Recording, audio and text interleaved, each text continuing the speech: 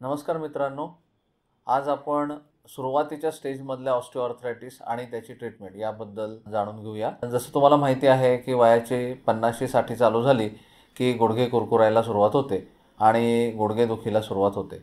सुरुवातीला फक्त जिने चढताना उतरताना होणारी ही गुडघेदुखी हळूहळू आपल्या रोजचा जीवनातला एक भाग होऊन जाते आणि सपाट जमिनीवर चालताना देखील गुडघे दुखायला सुरुवात होतात. तर सगळ्यात पहिल्यांदा आपण हे बघूया की ही गुडघेदुखी मुळात चालू का होते.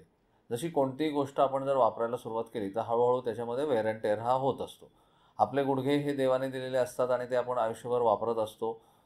जसं आपल्याला पाहिजे तसं ते सुरुवातीला आपण वापरतो. कधीकधी त्यांना इंजुरीजसुद्धा होते आणि या सगळ्या इंजुरीजमुळे गुडघ्यामध्ये हळूहळू वेअर अँड टेअर व्हायला सुरुवात होते आणि हा वेअर अँड टेअर एका ठराविक स्टेजच्या पुढे गेला की गुडघे दुखायला सुरुवात होतात. तर गुडघेदुखी ही मुळात वेअर अँड टेअर प्रोसेसचा एक भाग आहे, हे आपण जाणून घेतलं पाहिजे.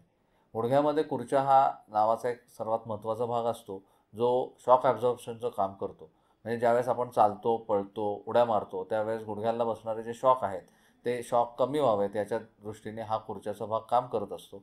आणि ज्यावेळेला हा खुर्चा फंक्शनलेस होतो किंवा त्याचं काम हळूहळू कमी व्हायला लागतं किंवा त्याची झीज व्हायला लागते किंवा त्या ठिकाणी गुडघ्याची जी गादी असते ती गादी चा थिकनेस कमी व्हायला लागतो, त्यावेळेला हळूहळू गुडघे दुखायला सुरुवात होते. सुरुवातीच्या स्टेजमध्ये खुर्च्या काही प्रमाणामध्ये उपलब्ध असतो. पूर्णपणे सांध्यामधनं तो खराब झालेला नसतो आणि काही प्रमाणात त्याचं काम चालू असतं आणि त्या स्टेजला आपण अर्ली ऑस्टिओआर्थरायटिस म्हणतो किंवा सुरुवातीची गुडघेदुखी असं म्हणतो.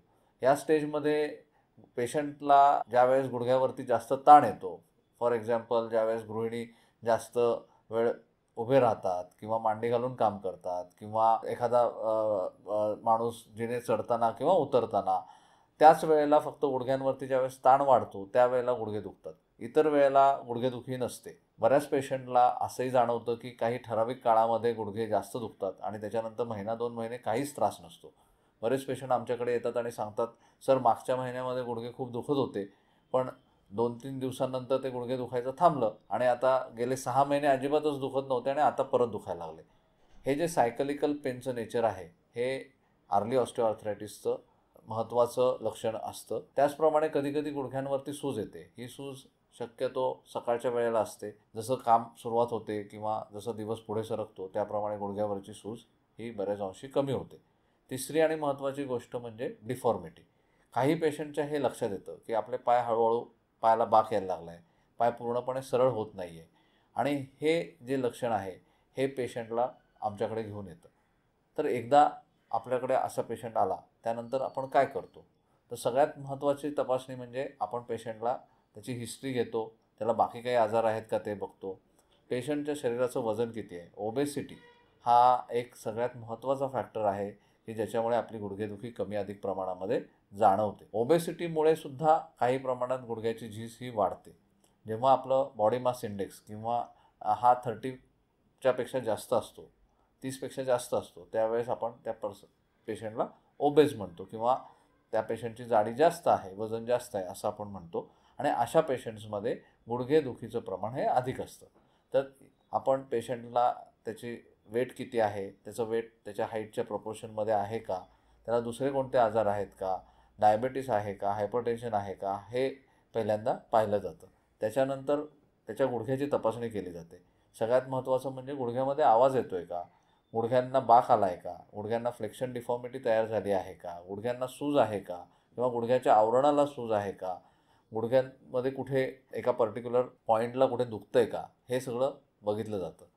त्यानंतर येतात तपासण्या. तर तपासण्यांमध्ये सगळ्यात महत्त्वाची तपासणी काय आहे, तर एक्स-रे.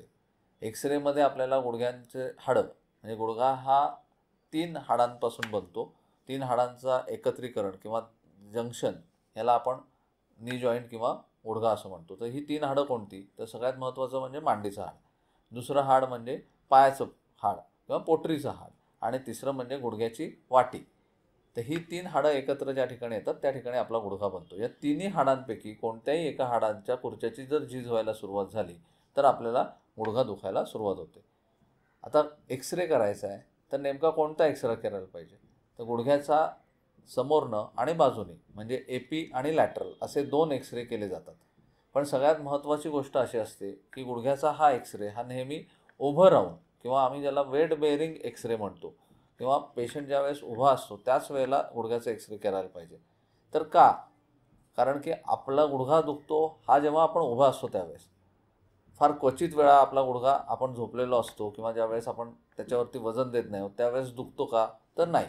त्यामुळे आपल्याला गुडघ्याची जी असेसमेंट करायची आहे किंवा गुडघ्याची जी झीज बघायची आहे किंवा गुडघ्याची जी अलाइनमेंट बघायची आहे ती अलाइनमेंट आपल्याला उभं राहून काढलेल्या एक्सरेमध्ये जास्त योग्यरित्या समजून येते. त्यामुळे जेव्हा कधी आपल्याला एक्सरे काढायचा आहे तर एक्सरे हा उभं राहून वेट बेअरिंग स्टेजमध्ये काढणं जरुरी आहे. एकदा आपला एक्सरे झाला की त्याच्यानुसार नंतर आपल्याला त्या गुडघ्यामध्ये झालेली झीज ही कोणत्या टप्प्यात आहे, म्हणजे सुरुवातीच्या टप्प्यात आहे की बरीच वाढली आहे, हे निदान होतं आणि या निदानानंतर पुढची ट्रीटमेंट चालू होते.